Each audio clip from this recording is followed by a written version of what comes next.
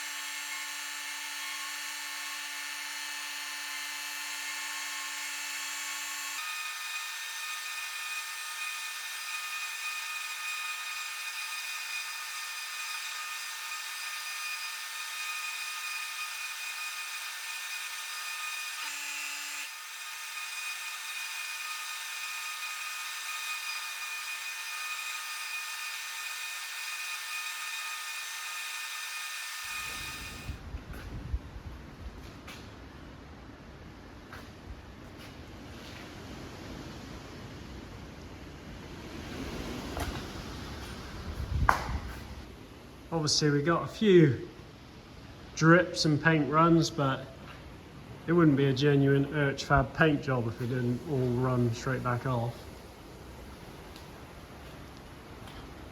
But it's good enough, looks tidy enough.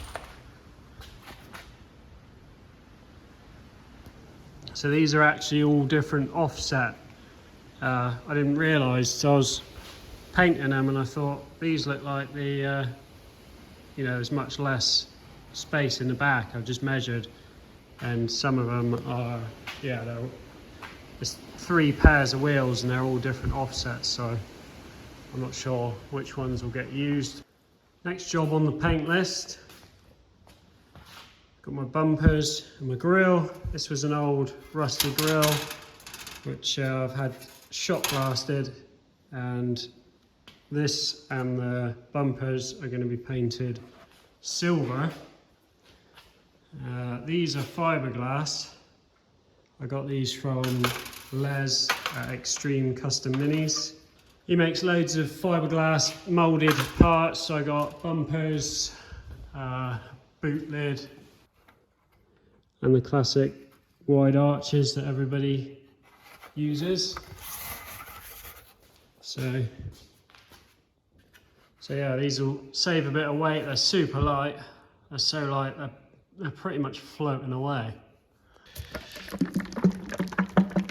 So this is metallic silver, but in single stage paint, so it doesn't need a lacquer.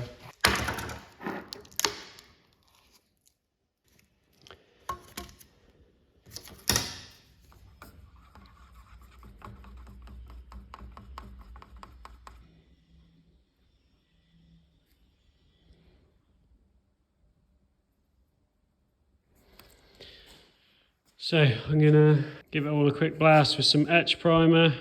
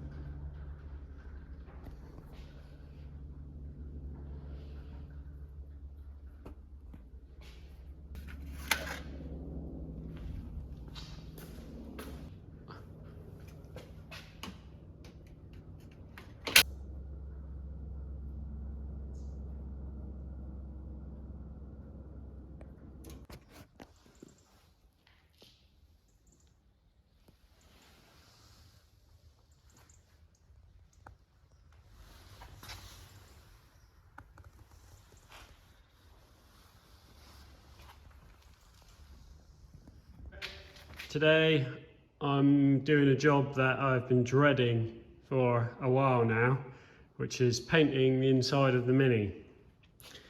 And the reason I've been dreading it is because obviously it's a tiny little space, loads of tubes welded in there, and it's really difficult to get in and paint. So one of the issues that I have had with trying to paint stuff, like when I was doing just in the engine bay, in the little recessed bit, I needed to put the gun on its side to be able to get it in close enough, and obviously all the paint runs out of the pot, and then you got no paint. Well, these guns only really work if you hold them up that way. So Transpares to the rescue again. Oh, we got a banana. That wasn't from Transpares. I got this set up, which is a paint pot with a like collapsible cup. So the cup will collapse and there'll be no air in it.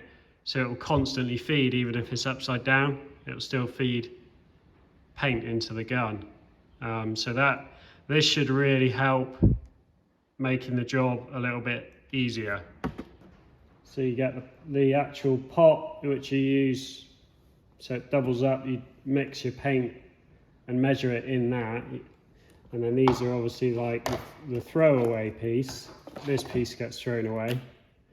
And that, I don't know if you can see, the whole lower piece of that is a filter. So it's got the filter already built in. So the only other thing I had to buy was this, which is an adapter for my gun. So I'm hoping this fits.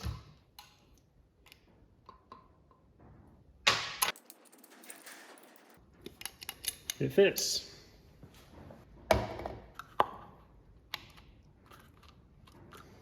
It just pushes down there and then twists to lock.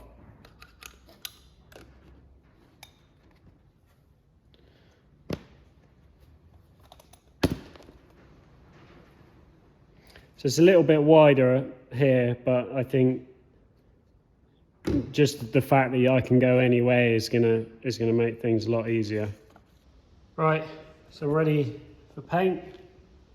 Everything seam sealed, primered. So what I'm going to attempt to do is stand on this, get 3 coats on everything, and then once I've got 3 coats on everything, take that out and then do the floor after. I think that's going to be the best option, so we'll see how that goes. I'm not going to stick the camera in there and film it because I don't want to get paint all over my camera.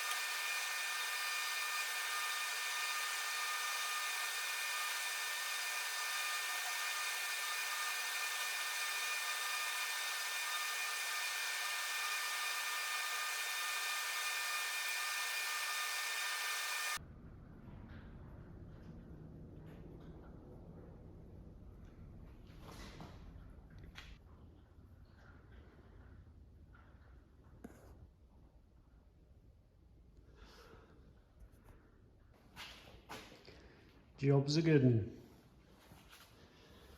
So these things are an absolute game changer for doing the cage painting. Made it way easier.